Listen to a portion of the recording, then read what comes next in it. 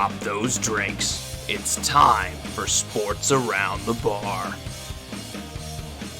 Hey guys, welcome into Sports Around the Bar, your weekly sports talk show. A little less red than it was last episode. Hopefully we got everything solved on that end. We're glad you're back in here, guys. It's always good to see you, and we can't wait to get into some of this NBA Finals talk with you. We're going to talk about Matt LaFleur, Packers' first casualty when it comes to the injury report this year. And also we're going to talk about the Dolphins and their 2019 season preview. We weren't very high on them last year, Drew. We're going to talk about what's changed and what's the same down there in Miami, too. Guys, it's glad to see a lot of your faces we haven't seen in a while. Shannon, glad you could join us, man. It's been a little bit. Nathan as well, man. It's glad to have you guys here. Cherie, to my beautiful wife, thank you for joining us on this show. And Brian, man. Always good to see you, man. You're a staple point, man. We always enjoy when you're here. Absolutely. Let's start with the NBA playoffs because, honestly, I was watching that game and I was just waiting. Golden State's coming back at some point. I was waiting for it. And then there was about 7 minutes left, and I was like, there's no way, right? They're still down 10. I was like, there's a chance, but it's got to be now. Never happened, Drew. Never happened. To Toronto's kind of credit, they stayed lights out all the way through the end of that game. And I was just waiting for those young guys like Siakam and Freddie Van Fleet and everything to fall off a little bit and have that moment where they choke, and they just did not. They were coming up with plays the entire time. I was incredibly impressed, and there's a very good chance, I believe, that we might get a competitive series out of this now. Yeah, absolutely. You're not going to see that every night out of Siakam. It's just not going to happen. But that's what Toronto needs to beat this Warriors team. They need someone besides Kawhi. They need someone besides Lowry, even though he hasn't really been showing a lot. They need someone else to sit there and put up points. And if it's Van Fleet or if it's Siakam, that's great. But it needs to happen every game consistently through this whole entire series. That being said, there's talk about Durant coming back. I still got to give it to the Warriors, even after Game 1. Even though Toronto took a great leap in front of them, I still give it to the Warriors. I think it's a great thing Toronto's playing the series at home. If they were on the road for this and they didn't have home court advantage, I think this one might go a different way because I don't see these young guys stepping up like that on the road. I think it's being in front of a home crowd like that is definitely good for especially as young guys as Siakam are and Fred Van Fleet and everything like that. These guys are definitely benefiting from getting to play more games at home. The question is going to be, what does it look like in Golden State? Can you afford to just say, we'll win these 4 home games in Toronto against a team like Golden State and just, whatever happens on the road happens? That being said, the defense was fantastic for Toronto. They drew some great charges, especially Kyle Lowry, who didn't score very much, but he was so active in the defensive side of the ball. He was making things happen. He had a block or two as well. Guy was playing very well for a guy who only had I think it was 4 points or something like that for most of the game. Are we going to see more of that out of Kyle Lowry? Are we going to be able to see him playing with that kind of heart and that kind of energy for an entire 7-game series if he's taking hits all the time like he took? Because Draymond basically kneed him in the face in the charge he took. I mean, he had so much air, he basically hit him in the chops. So that's a big concern for me for Toronto going forward. Now, Nathan says Toronto in 6. That's a little that's ambitious. I think if they're going to win it, it's still probably a 7-game series. And Shannon says if KD comes back, the Raptors are toast. And Brian says he thinks Drake has ruined it for the Raptors through just trash talking alone. Draymond and Siakam was a beast in the Game 1. I'm kind of with you on the Drake thing, man. I'm tired of hearing about it. I'm tired of seeing about it. Even the announcer last night was like, I was trying to get through an entire half before we were talking about him. But that's the thing. ESPN and everyone is running with this. Was he on Glee or something? He's on something. Did he sing in a wheelchair? Something like that? I'm not 100% sure. I know he was on one of those now? teen dramas back in the day. Now he's a rapper, if you haven't heard. A Christian rapper? Yes. So anyway, going back to this Drake thing before we move on here, I, for one, am also incredibly tired of all the antics on the sidelines and everything like that. I just want to see him move on. Again, don't make this about the crowd.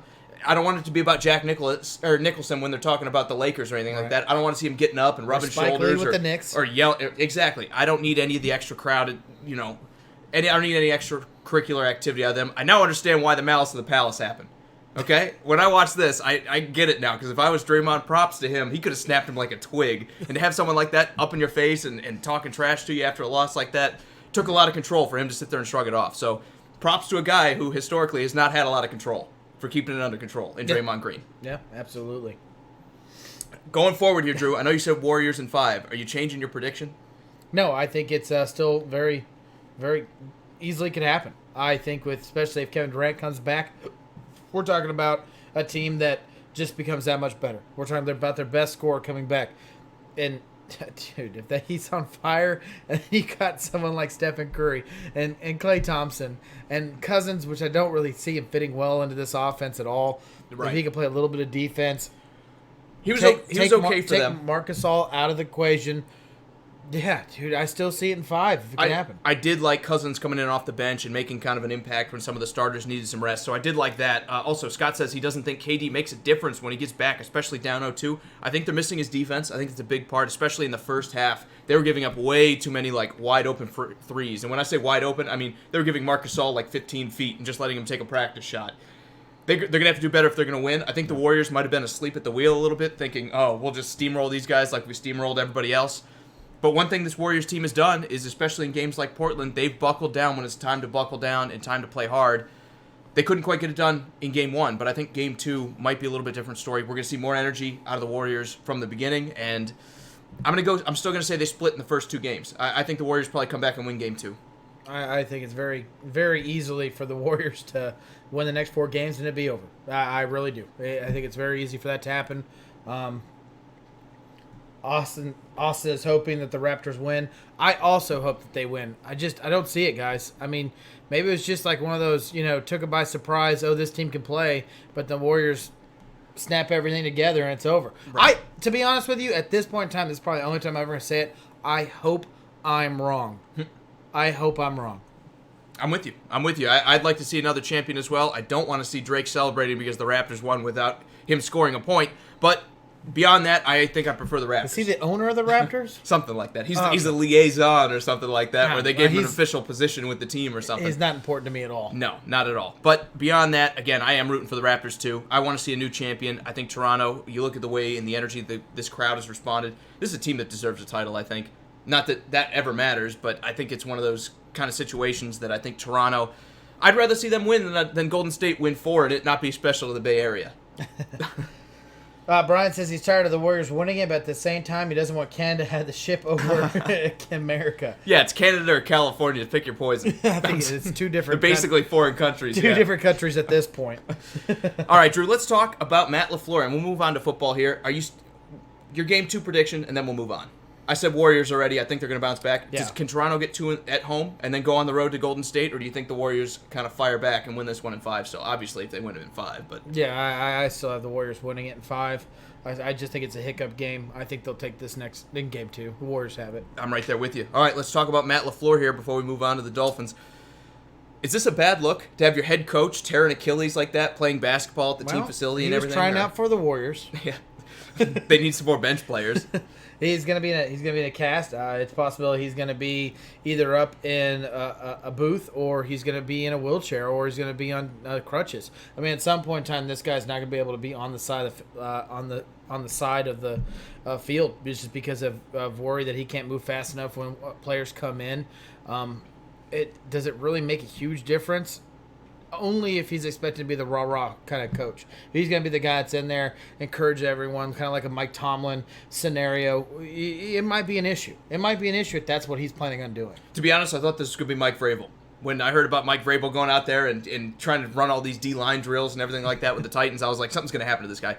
Maybe this is a bit of a warning to all these young coaches out there that, hey, you still need to be the coach. You still need to play a little more hands-off and be the mentor and tell guys what to do instead of trying to go out there and show them. It was on a basketball court, though, Drew. I don't know. I know he was working with them. He was throwing a little bit in OTAs and everything. He was playing a little bit of safety, but I think it's a bit of a non-story, too. This is something we're talking about because it's the middle of summer and everyone's ready to talk about football. But, again, I don't think it really hurts too much to have your head coach, whether he's sitting on the sideline or standing or anything. As long as he's there, I don't think the Packers are hurt by this.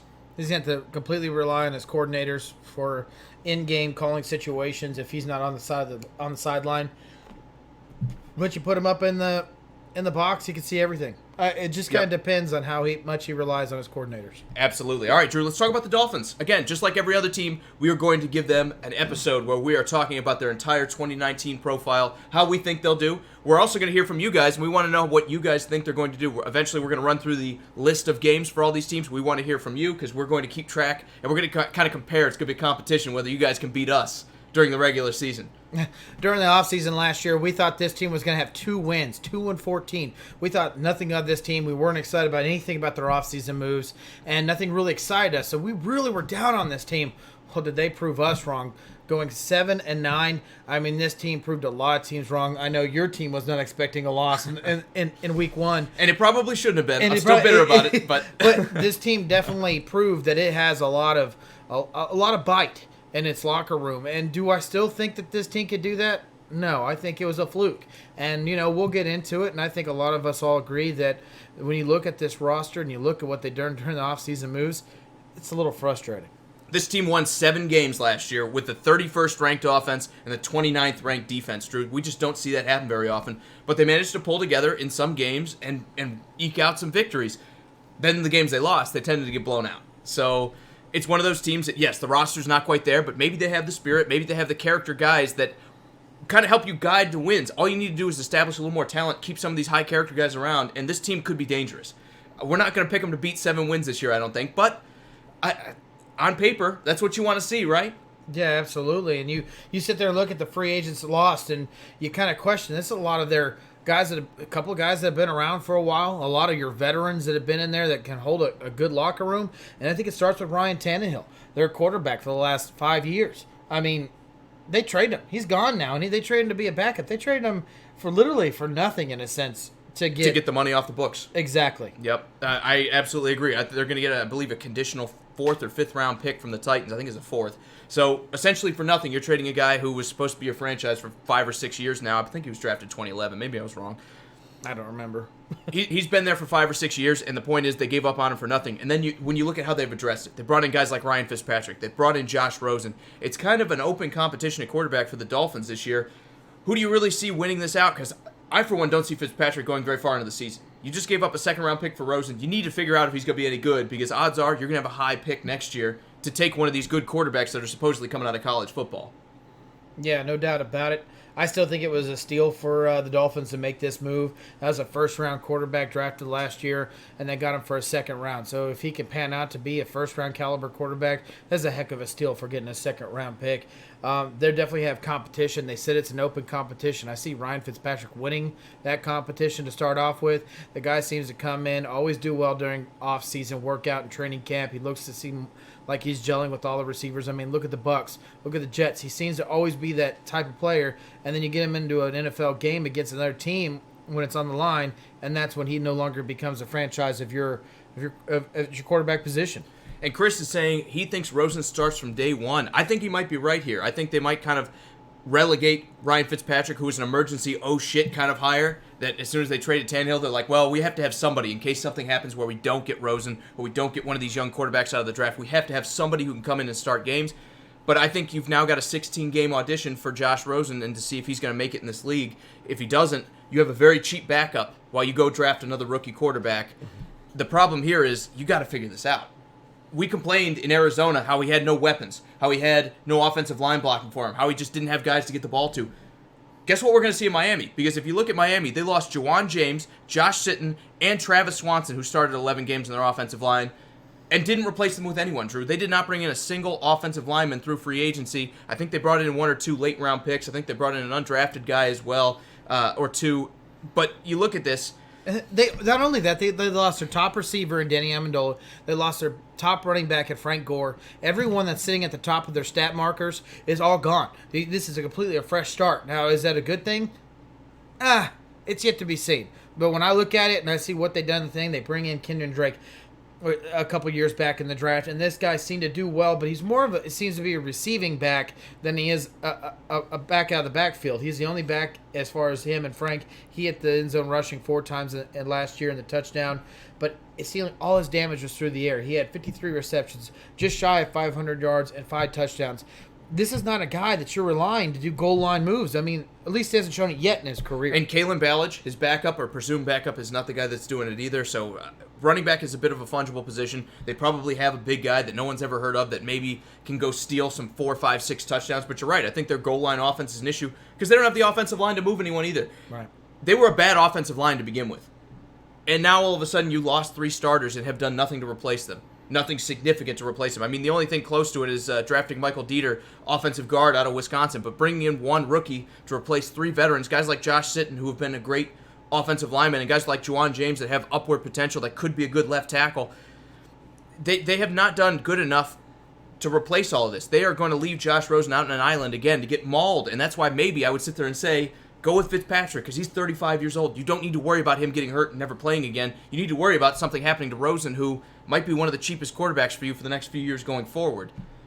Yeah, and to be honest with you, when they brought in during the free agency, the only one that you can really highlight as a positive towards their offense is Dwayne Allen, the tight end that was just signed with the Patriots last year. Seemed to not flourish behind an injured Gronk. Gronk was nowhere near the type player we've seen him before, and Allen couldn't make himself a staple point in that offense, and now he's gone. So it's kind of just like scraps for the Dolphins to be picking up. Absolutely, and Brian's saying he thinks it was a good move by the Dolphins bringing in a guy from Big Spring out there in Texas.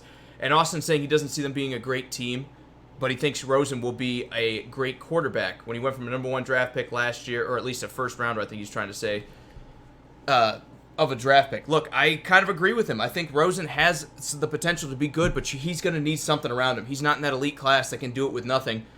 He needs something. He needs protection. He needs weapons. They have none of that in Miami. Yeah. Well, let's talk about their defensive side. They bring a lot of these players back. They signed Xavier Howard to a big contract, who tied with leading the league in 7 interceptions. Definitely led his team. Also had 12 pass deflects. This guy is definitely a number 1 shutdown corner that you want. That's the reason why they signed this guy. They still have Kiko Alonso, who led their team in tackles with 125. He is more of a cover back. He had 3 interceptions. This guy does not get after the quarterback. He had 0 Well, he's sacks. a cover back till he goes and pops Joe Flacco. Exactly. And of course, they got some good safeties, and Minka Fitzpatrick and Rashad Jones, who also did really well with 3 interceptions and turned 1 for a touchdown. But when you look at the sack marks, they just aren't anywhere you need them to be. They ranked number 29th in the league with 31 sacks total, and they lost their second leader in that in Cameron Wake to the Titans in free agency with only 6 sacks. So if you take 6 out of there, they're the bottom of that poll. Exactly. They're also not good on third downs. Only 30% conversion rate, just over 30%. They are 31st in the NFL, one of the worst teams at moving the chains. But they do take the ball away. They're ranked 11th with a +5 turnover differential. They have a great secondary. Like you said, they brought back Xavier Howard, who in flashes is one of the best cornerbacks in the NFL. In other flashes is not tremendously great. It's going to be interesting to see. But they also have Minka Fitzpatrick. They've got guys like Rashad Jones who can come in and make an impact at safety. They have a lot of good secondary players. They also brought in Eric Rowe from the Patriots to play corner for them. They have a secondary. That's about the only thing I can look at this team and say they've got something figured out. Maybe quarterback. You could say they have at least a game plan going forward. But they have so many needs everywhere else. This is going to be a tough season for Miami fans. Now, I'm sorry if I wasn't listening, but they also added Christian Wilkinson in the draft, a defensive tackle, try to help secure that terrible run defense that they had. I think it was 31st in the league. I mean, they are not a positive in the defense. The only thing they got going for them is turnover margin, and they were second in the NFL with interceptions with 21. Obviously, highly because of Howard leading in that way. This is a team that is scary on that second end, but they also found teams kind of liking to throw the ball on them. I think this is going to change a little bit this year. I don't think that this team's going to be able to put up as many points as they were last year with Ryan Tannehill and Brock Osweiler. I think they're going to struggle a little bit with points. I think this is going to be a defensive struggle games that they go against. And unfortunately for them, they see the Patriots twice who love to put up points. Yeah, absolutely. Well, Drew, why don't we go into round 2 before we move into the schedule? And like I said before, guys, you get to decide on how well you think Miami's going to do. We're going to compete your picks versus our picks, and we'll see who does better at the end of the year for 2019. I mean, obviously, me and Drew competed last year. He edged me out by 1 game, even though I don't like talking about it. We want to see how you guys do. We want to see if you guys can compete with us when it comes to decision-making on who's going to win these games. We're going to start with Week 1 and the Ravens. Don't forget those beers, buddy, because, I mean, I can reach around. Don't want to say that on camera. Anyway. Well, Brian's already predicting that they're going to be 3-13 for this season coming up. Well, follow along with us, because some of these games, maybe you're saying less than 3-13. Maybe you're saying more, but they have a tough schedule. There were a lot of these games we kind of scratched our head and said, it's a tough schedule. What are they going to do here? Yeah. Let's start with Week 1, talking about the Ravens, man. At home, at least. You get to play them in Miami. Do you think they could take advantage of Lamar Jackson? Do they have the speed they need in the front 7 to keep up with a guy like that? No. We just talked about something just a little bit ago where they were the 31st ranked defensive team to stop the run.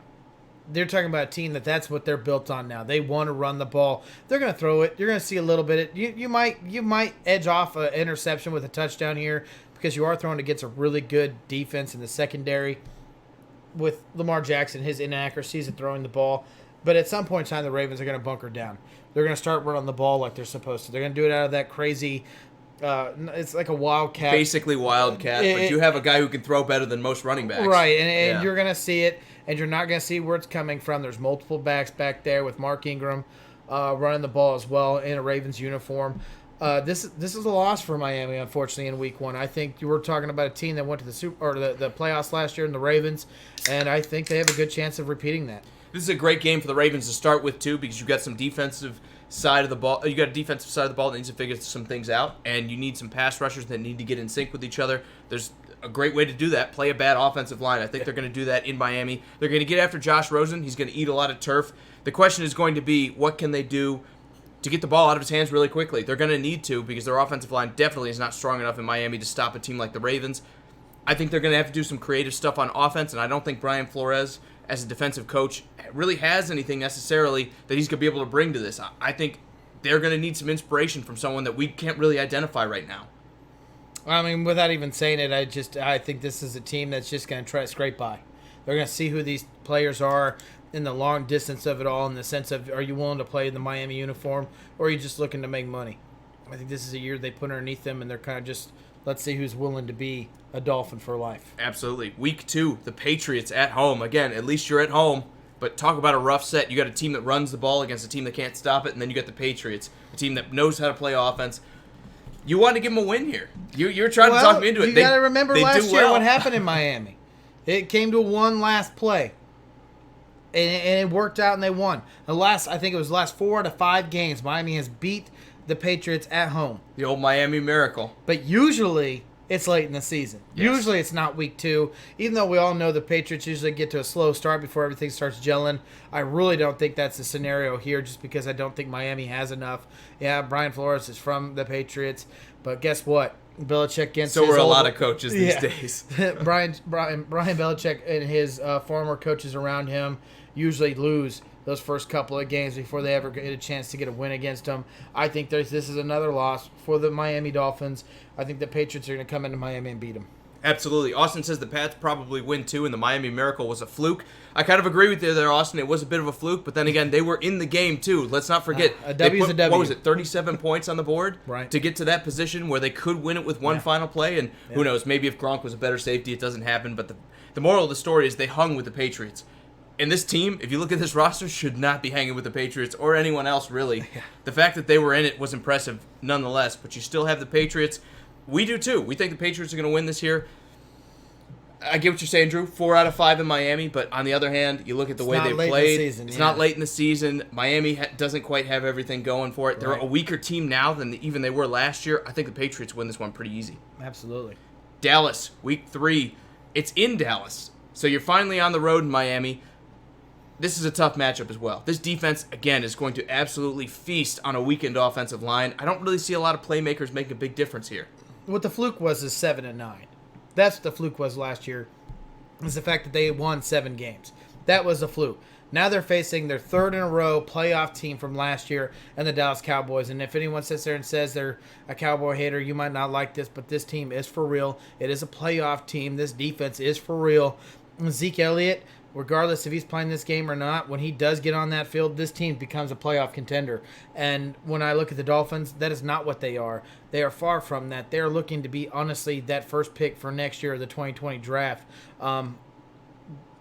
It's not a good start for the Dolphins, and unfortunately for them, this is another loss. Absolutely. I totally agree with you, and so does Brian and Austin. Austin says the Cowboys definitely win, and Brian says definitely going to lose that one. Look, Miami's off to a rough start, 0-3. I think everybody pretty much agrees. They're not only the underdogs in these games, they are by far a huge, huge underdog in them. I mean, Dallas was a playoff team. The Ravens were a playoff team. The Patriots were a playoff team. And then you look at a roster that's only subtracted.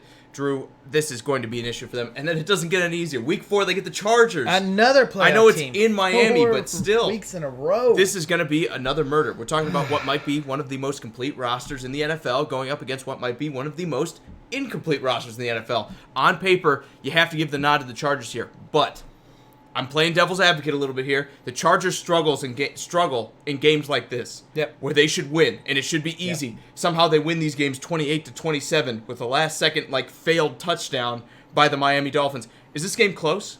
Could Miami actually hang with them, or do you think for once the Chargers kind of put a team away? I hate to sit there and say that the Chargers are no longer that team, but I don't think that's what this team's going to be anymore. They're getting a lot of players back that are healthy. I think this team is going to look at all those wins, say, man, we should have won those by a lot more, and put that as an emphasis on their offseason. And they're going to sit there and look at a team like the Dolphins who are just in their way. And it's going to be an opportunity for them to go, hey, we're going to put up 40, 45, 48 points on this team while they get 7, and show why we deserve to be considered one of the best teams in this league. I think the Chargers will fall back at some point in time and barely scrape by, beating a team that they should be stomping. But when I look at this Miami roster, it doesn't excite me. I don't really see anyone on there that goes, that guy's going to have a great game and go off and win. Absolutely. I totally agree with you. And Austin says the Chargers definitely have one of the most complete rosters. They're his pick to get the AFC Championship along with the Colts. No, Austin. The Chiefs are chopped liver. No, Austin. Look, I think if there's someone that can beat them, I think the Chargers are one of the teams that probably have one of the better chances to do it. And then you look at Miami. I think Miami, again, is going to struggle in this. They have 4 playoff teams the first 4 weeks, and then they have a Week 5 bye. So this team has been done no favors by this NFL scheduling, just like the Packers. And then they got to go into Week 6, 0-4, squaring up against the Redskins. Do you tank at this point? Nope. I think you think about it. No, this is when Rosen touches the field. This is my thing. The only thing with the bye week that is positive for the Miami Dolphins is the fact that he's going to have 2 weeks is with the starter. He's going to get all the first-round reps. Fitzpatrick is going to be sitting there taking all the seconds. And Rosen's going to get his chance to go against a team in the NFL as a starting quarterback for the Miami Dolphins. Unfortunately for him, he's going to find one of the best, in our opinion, defenses in this league, in the Redskins, that are one of the complete defenses. These guys know how to stop the run. They have a good secondary, and in my opinion, they even got better with Landon Collins. This is a team that, on the defensive side of the ball, is complete. They can get after the quarterback. They can stop the run, like I said, and they can definitely stop the pass. Josh Rosen is going to get lit up by this defense. It's probably going to be a low-scoring game, but the Redskins have a win here. The Dolphins are just waiting for one of these games where somebody can only throw the ball because they have the secondary that can match up with these guys. They're trying to play this 2019 level of football, but the problem is, up until this point, the Ravens run, the Cowboys run, the Chargers run, the Patriots run. Now you get the Redskins, who also run the ball. They're going to be ground and pounding out this Dolphins team that was 31st against the run. And yes, they drafted Christian Wilkins with the with their first round pick, I should say, in the 13th overall pick. They're still not good enough on that defensive front by far. One player does not make a defensive front.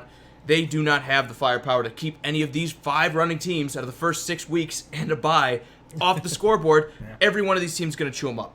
On top of that, it's early enough in the season. The Redskins should be relatively healthy, at least for them. They'll have some injuries at this point, but more than likely, most of these guys are going to be on the field. And when that's the case, the Dolphins are going to have another loss in their hands.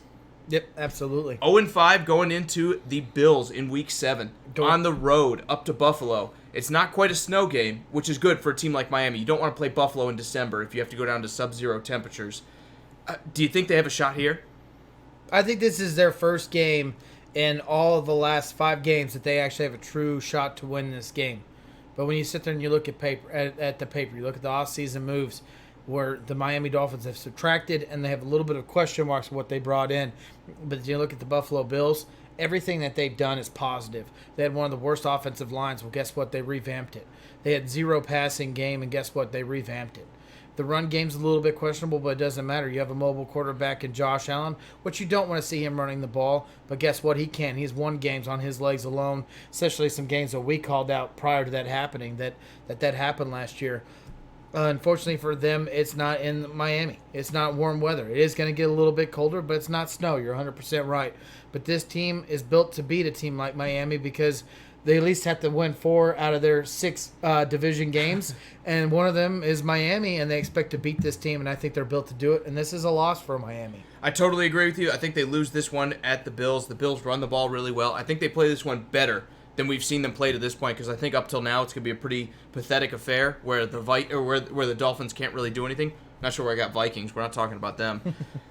I think the Bills are going to maul them, though. You look at it, they're still a team devoted to the running game. They're a team that's brought in multiple running backs because they want to run the ball more. Guys like Frank Gore coming from Miami. Guys like TJ Yeldon, they're bringing in from Jacksonville that are just ground and pound guys. They're going to keep it on the ground. They're going to keep it out of Josh Allen's hands. The only thing I'll say is maybe the secondary can get a turnover or two from a young quarterback. Maybe Miami stays close in this one, and maybe it's the closest chance they have to winning at this point. It's still a loss, though, in my book. Well, Brian, so far, is the only one voting on this, and he's saying Miami is winning this game. And Austin, I'm going to go to your comment, and then I got a few things to say. As you guys vote, who's going to win this Miami and Buffalo game in Buffalo? Let us know who you think's going to win. Your votes matter. We put it down when it happens. Austin said Chiefs defense and special teams need help. As a Hawks fan, I know Clark is amazing, but I see Mahomes stepping back a little without Hunt for a full season, and Hill's probably going to be out for at least 4 games. Kelsey is a year older. I just see the Chargers as a more complete roster. I agree with everything you said. I think that's all going to happen, but I think the Chiefs still have the room to spare when it comes to all those things. Even without Tyreek Hill, I think they're still going to be somewhat effective. I think they're going to do enough to get those wins. I think they tried to retool that defense. They're going to be better on the defensive side of the ball than last year. You almost have to be when you look at how bad the Chiefs were. And they still had a pass rush. They still had some defensive stats that mattered. They were very good at the beginning of games. They couldn't seem to finish them out.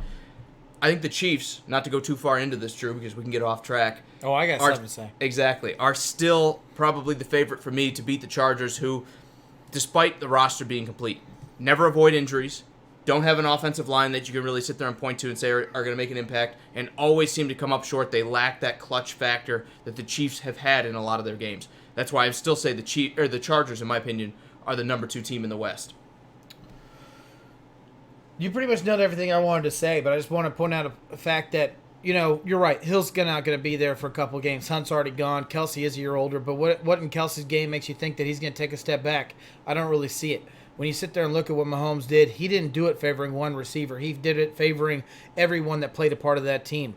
Everyone's going to be sitting there getting a chance to be part of this team, even though Hill's gone, and he definitely opens up that defense. We got someone like Hardman. We still got Sammy Watkins. Do they have the name that Tyreek Hill has? Absolutely not. But they got the speed, and when you have a quarterback like Patrick Mahomes who can put a ball out there in the deep ball, you got to respect that speed that can make that open, which allows Kelsey to be there. As long as Kelsey's there, I don't really see this team taking a step back offensively. I get what you're saying. Everything makes sense. As far as you said about the defense, they're taking steps to fix that. As far as the special teams go, I don't really see much of a step back, because guess what? This is still one of the best teams in the league. They went to AFC Championship, and you're absolutely right. They took some losses, but I think they took the right steps to become better. And Brian also says Kelsey will be the best tight end this season. I don't know about the best on paper, but I'll say this. If you're taking him in fantasy, take him in the second round. Go get him. Go get an elite tight end that's going to make a difference compared to every other tight end in this league. We'll go into fantasy theory later when we get closer to the season. But He's a guy that, I absolutely want to lean on him, even ahead of guys like Ertz, that if you look at it, it's now probably a 2-horse race with Rob Gronkowski retired. Yeah. All right, absolutely. Let's move forward to talk about the Dolphins again. Let's talk about Week 8, going back to the Steelers on the road. This team can't catch a break, Drew. This is the only primetime game of the season. They're getting a Monday night game against the Steelers. One more quick thing before we move on. I'm sorry, Brian. I do have you having Miami winning the game against Buffalo, so we have them as a win in Week 7. Let's talk about Week 8. This is, like I said, this is the only time game. They're getting a Monday night against the Steelers in Pittsburgh. What a terrible primetime game for them to have. I would want to face anybody else besides the Steelers. They seem to do well in primetime games. When they know everyone's watching in America, this is usually when you get the best game out of them. This is a massage pick. This is one of those games that they're going to sit there and say, the Steelers are a very popular team. We'd like to see them beat the crap out of somebody. And this is the team to do it. That's why we're putting it on Monday Night Football, the most watched program of the NFL week. Right. I think this is almost fan service to the Pittsburgh fans. It's unfortunate for Miami fans that you're going to have to go live through this beating, but I think this is what this is going to be. I think the NFL is worried about the Steelers maybe taking a bit of a step back, so they want to keep that fan base energized. And how do you do it? You let them just whomp somebody on Monday night. Again, you're going to go into this game. You're going to be the underdog. Big Ben's going to throw a lot, and he's got some receivers that maybe have some question marks. Maybe the secondary can come in here and make a play. Maybe Kalen Ballage can have this breakout game where he can make an impact, because when when their starter went down, starting running back for the Dolphins. Help me out here, Drew. Bail me out. Drake? Yeah, Kenyon Drake. When he went down last year, Kalen Ballage had a good couple games, and he had a couple 100-yard rushing games. So I think maybe this is one of those games where you have somebody step up for the Dolphins. Beyond that, there's not going to be a lot of hope against the Steelers that seem to be able to play offense however they want to. Running, passing, they seem to be able to do it all. Yeah. Austin, we're going to let the Chiefs thing die, but, man, I'm there with you, man. We'll have to debate this another day. Whoa. We're going to let the Chiefs things die? You're going to let the Chiefs thing die? I am. We got to move forward. And Austin, man, guys. I'd love to debate with you about it, man. I just it gets me excited when we talk about the Chiefs and any kind of football, but we got to focus on the Dolphins. This Steelers team has a lot of doubters. This team has sitting there and gone through all this offseason, and it's still yet to finish about how they're not going to be the same team without Antonio Brown, how they're not going to be the same team without Le'Veon Bell.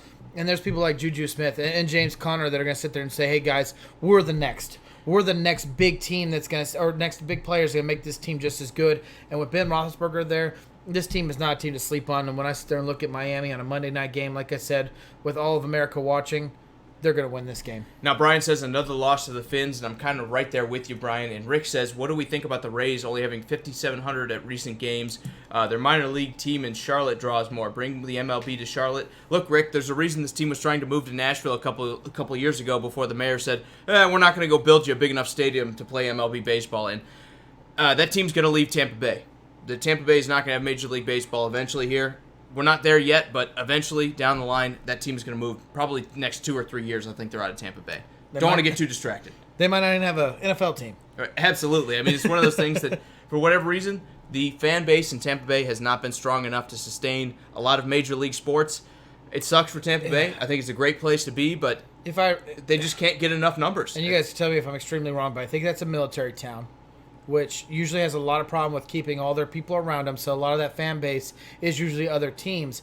And not saying that can't be, not that people won't go and see these things, but usually if you don't have someone that's been there, raised there, and stays there their whole life, it gets a real hard time developing a fan base that stays, especially with military where people are constantly moving. Not saying that's the case, but that would be my very first thing that I could think of. And Mike, you're absolutely right. Tampa is a hockey city now. Yeah, but what happens when you lose like that team that's that dominant? What happens when they go back to being mediocre? What happened to all those fans? Do they still show up when you're the 6th seed in the East? No, they don't. I mean, honestly, they're there because the team is as good as it is. I was just saying, usually people show up when they're winning. Exactly. And maybe that's just what the Rays are winning, and no one's going to that. So. Yeah, but it's baseball. True. Okay, fair enough. You got me there. Let's go back to the Dolphins. Let's go back to another Florida team we've been talking about this whole show. Hey, Mike, real quick. Let's play Apex after this, huh? Huh? All right. Week 9, they get the Jets. At home, Drew, we're going to go with a win. For the first time on our board, we have Miami taking a win against a division rival. But we're still kind of worried about it. Even though it's at home, we're still thinking the Jets still have the upper hand in this one. They also have a good secondary. They also have a team that can stop the run. But we think this is going to be one of those in-division games that always winds up tough and always winds up well-fought. Do you think that do you think that Miami can beat a team like the Jets at home? This is the team that I wanted to give also a loss to, and it's only because I think the Jets have done the right move with Le'Veon Bell and creating a run first kind of team. Hopefully, we have yet to see it happen on the field, but that's what I think first. It's run first, and then they throw the ball. And out of all the starting quarterbacks that were rookies this year, Sam Darnold has a lot of potential and growth beyond Baker Mayfield. Brian says Jets, Jets. Brian, I was just starting to like you, man. Come on, don't do this to us. I don't know if you're Jets fans or not, but I'm right there with you. I think the Jets are going to be the favorites in this game, but I'm still calling the upset. I think at home, Miami is going to be able to upset a team that you've got a young quarterback who's likely to make some mistakes in Sam Darnold. I think this is a secondary who can capitalize on him. We've seen Xavier Howard really show up in certain games. I think this might be one of them. Maybe he gets 2 interceptions that turns the tide.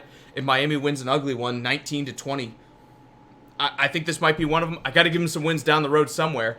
Austin's with us. He says Miami wins close at home. Division games are wacky. Absolutely. Yep. You see them twice a year. You absolutely hate them. I think the Jets are going to be the first victim, at least in our account, that Miami's going to be able to beat. Yeah, Brian said against Bell, no way. He's with me. It's going to be a full run barrage by Bell. They're going to run him into the ground. That's the reason why they paid him that big money. I just think that Miami at some point in time is going to sit there and go, we're not going 0-16. And unfortunately for them, with the Jets, they're familiar with that team. They're familiar with Sam Darnold even after 1 year. And when they have a chance to play them at home, I think this is their best opportunity for a win. And I have to agree, this is Miami's first win in Week 9. Absolutely. And Le'Veon Bell is absolutely a force, Brian. I'm with you. We're not necessarily sleeping on him. In fact, I think Drew's even higher on him than I am. But Yep. I think the difference is with a young quarterback like Sam Darnold, who is still trying to learn the ropes, Le'Veon Bell is a great asset to have. But if he turns the ball over a couple times, the NFL is still so competitive that one of these teams can win. I'm betting on Miami's secondary here. I'm betting on them being able to make an impact and just generate a turnover or two so that they can, get good field position. Right. Get an easy 3 or 7 points. I think that's going to be the difference here is the lack of experience at quarterback, not necessarily what Le'Veon Bell can do. Let's talk about the Colts on the road. Week 10, Miami should get mauled. I hope not, but I hope. But That was like the worst time for me to take a beers, right when you got done stop talking. I was ready for you to talk. So sorry, man. You I was messed me up. parched. No, they're going to the Colts, and they're going into Indianapolis. They're going to, again, another one of those complete roster teams, another playoff contender. Hopefully for them, they think they're a Super Bowl contender. They have one of the best offensive lines in the league, one of the most youngest and complete teams in the whole of NFL. They got a quarterback like Andrew Luck, who's just got more weapons around him, and they got a defense with a lot of young studs that are going to be proving themselves as all pro when they get the chance to get that opportunity. And when you look at this team in the Miami, and I hate to keep harping on it, what sits there and tells me that they can win this game? Where does Kenyon Drake finally go off for 150 yards and 3 touchdowns? Does Kenny Stills and Albert Wilson and Deshaun Parker or Devontae Parker, finally go off and have 100-plus receiving games and a couple touchdowns? That's where you want to go. When these guys have never done it before, what makes you think they can do it to a team that's a playoff contender? One thing I will say, we were waiting on the team that needs to rely on the pass, and I think the Colts are pretty much the team that need to rely on the pass, right? So at least on paper, that's the kind of matchup you want to see is the Miami team. The team that passes first and rushes second. So if somehow you can neutralize someone like Marlon Mack, or maybe he's not healthy in this game, the Colts could struggle on the offensive side of the ball a little bit. Even though I like Andrew Luck, I think he's one of the top 5, maybe even top 3 quarterbacks in the league right now. This is one of those games that I think the Dolphins actually match up well. This might be one of those trip-up games that the Colts aren't thinking it's going to be difficult, but it could wind up being more difficult than they think. And on top of that, except for Darius Leonard, no one on that defensive side of the ball, maybe you could say Justin Houston, but I'm betting on him not being healthy at this point, scares me. None of these guys I'm sitting there looking at, except for Darius Leonard, who's a tackle machine, I'm looking at and I'm saying he's an elite player. Maybe Malik Hooker's a good player too, but look, I think you look at the Colts, this is a team that Miami's offense needs to assert itself, and if you're going to keep Josh Rosen, if he's going to be your quarterback of the future, you need to have a big game against a defense like this that is still up and coming, that has not been addressed as well as a team with $100 million in cap space should have addressed it. This is where you need to make some kind of stance as a Dolphins player. I'm still picking the Colts. They're going to win this game, but I think it's going to be like a 28-27, very close, very ugly affair here, in which that everyone wants to sit there and pick the Colts and say it's going to be an easy win. I guess my only argument to that is, where do you see on the defensive side of the ball that they're getting after this quarterbacks? You're talking about Christian Wilkins, I hope. You're talking about the second best offensive line in sacks given up. They're the only. Actually, I think they were the first. I have to relook at it. They might be the first. Actually, they are the first. It was the Patriots that are the second, if my mind tells me correct. So this is the team that gave up the least amount of sacks. I think it was either 18 or 16 sacks all season long. So you're talking probably anywhere from like 29 to 30 pass attempts a game where they finally get to Andrew Luck. What makes you sit there and say that this defense, they definitely specialize in the secondary and returning the ball over and interceptions.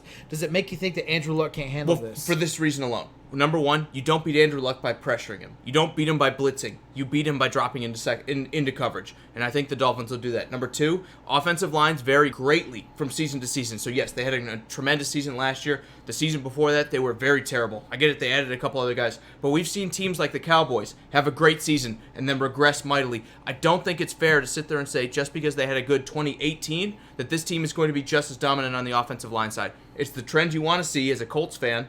You're like, hey, maybe all of a sudden we're going to have a great offensive line and we don't have to worry about everything. But offensive line from year to year is very fungible. The way they play changes drastically from one year to another. That is the only thing I will sit there and say. Do I see a pass rusher on this Dolphins team making, on paper? No. Probably not. But there's a good chance that maybe they take an injury. Maybe somebody's not playing 100%. Maybe something happens with the game planning and the offensive line isn't as good as it was. Offensive lines change all the time, even with the same players. That's the only thing I can point to is here. Just because they had 2018 success doesn't mean they're going to have success in 2019. Either way, we both see it as a loss for Miami. The Colts are going to win this game, and we move on to Week 11. The Bills come into Miami. This is a winnable game. This is a game they can win. It's in division rival. I know we gave it to Buffalo before, but it's in warm weather. Buffalo's been playing in the cold for a couple weeks now. Do you see this as a win for Miami? If you're going to win, it's got to be now. Right. This is one of those games that you have to capitalize on. It's a division rival. You hate each other.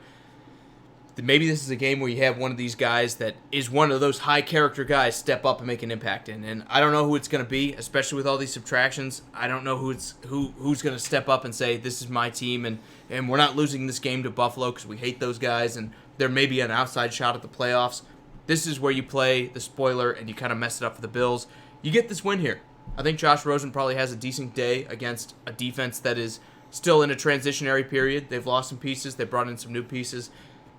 They've been good for the last 4, 5, 6 years on defense in Buffalo. The question is going to be, how elite are they? I think Rosen has a good day here.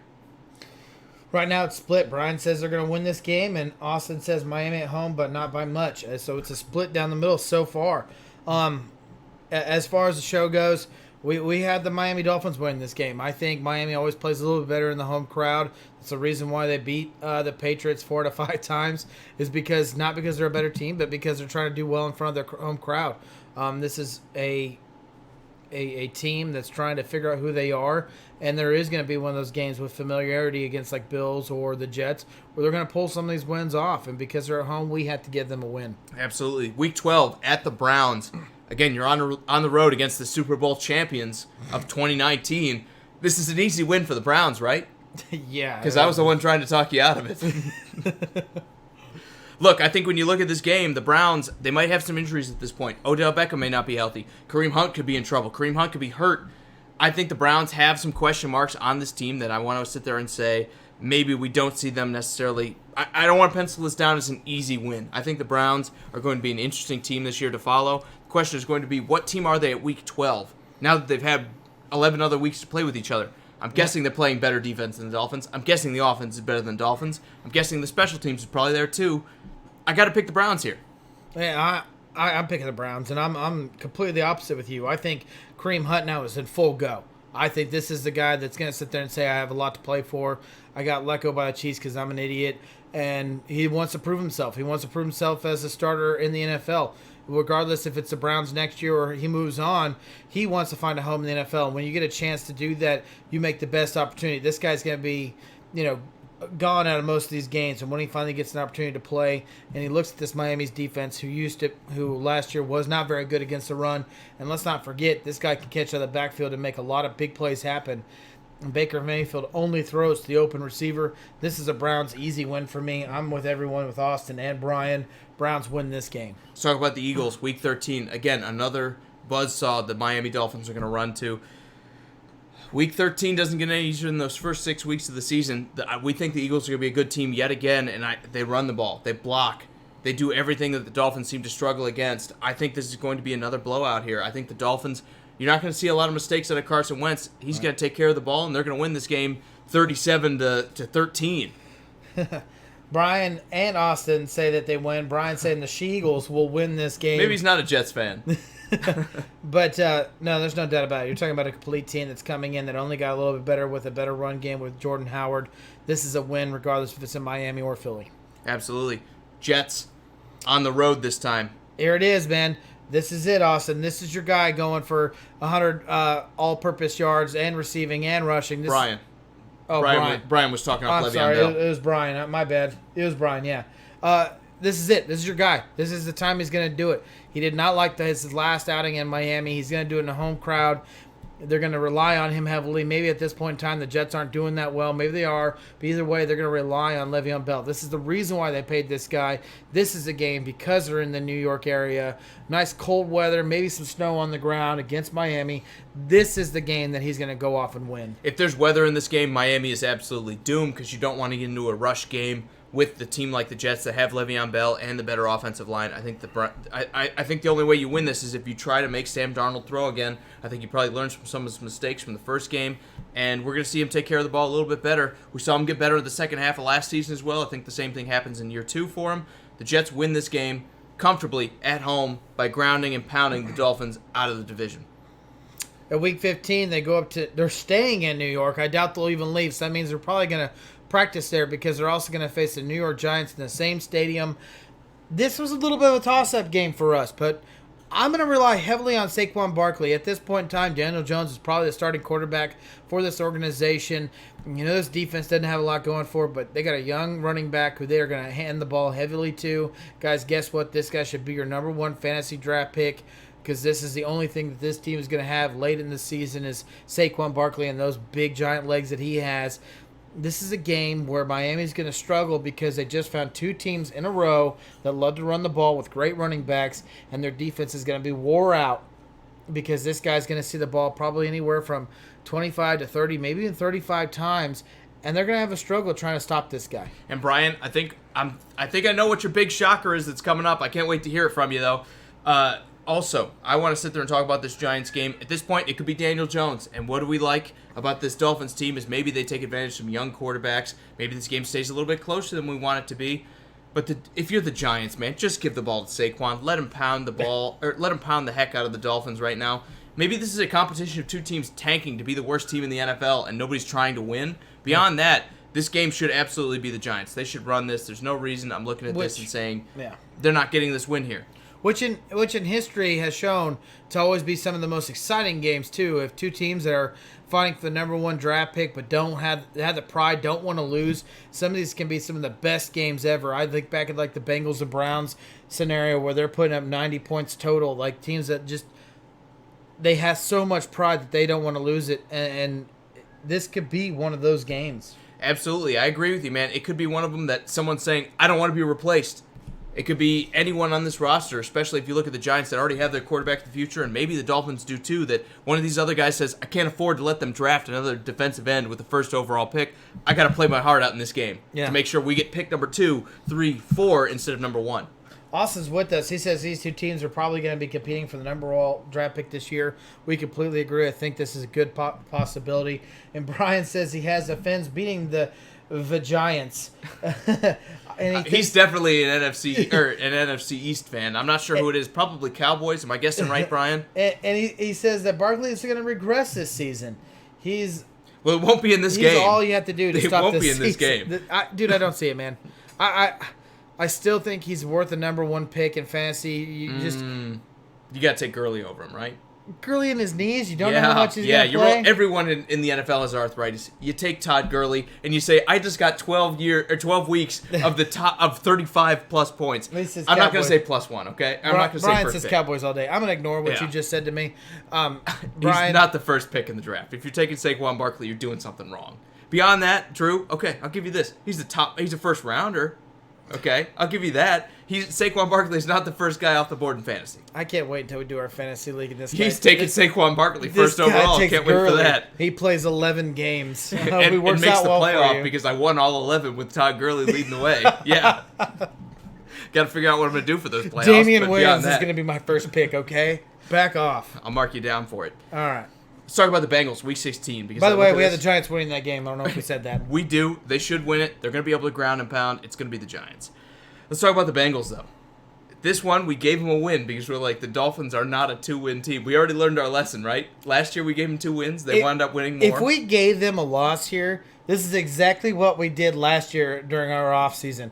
That the Jets and the Jets lost in Miami and the Bills lost in Miami. It might have been vice versa, but regardless, that was their 2 wins, and we are way off. We are with you, Brian. I think you said 3-13 at the beginning of the season.